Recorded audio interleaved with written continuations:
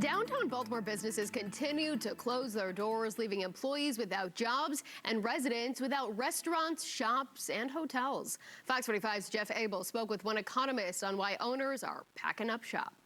And it used to look beautiful over here. Those strolling through the Inner Harbor today were discovering what little is left. Every time you turn around, something is closing.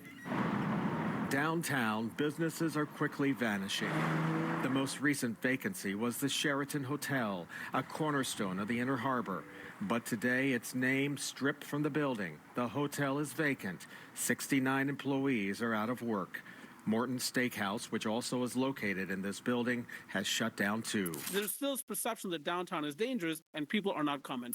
Other businesses like P.F. Chang's, H&M, The Fudgery, they all once thrived here, and they've now died here. This guy right here, he said something that's pretty important. He said that there's a perception that downtown's still dangerous, so a lot of people don't go there, they avoid it. I could believe that, and honestly, I think that plays a decent part.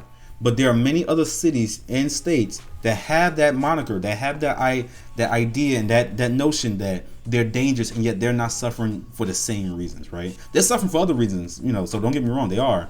But they're not suffering due to people having this perception that this is going on. I believe there's a little bit of truth in that. I still hear about what goes on in Baltimore based off the news and then what people talk about in my comments. And seemingly, it may be a perception, but there's some basis of truth in that. Along with that, right? If it's not getting foot traffic from its own people, what does that tell you? Maybe it's not just the crime or the perception of crime, is that there's no money flowing through that area in the first place. I could be off. I could be 100% off. But the proof is in the pudding. All these businesses are leaving because they don't have foot traffic, because they don't have the people coming in there and saying, you know what, I want to spend my money here. It could be a pricing issue where it's like, okay, things are too expensive and they don't see the point because they could get a product better somewhere else. But yeah, look at your elected officials.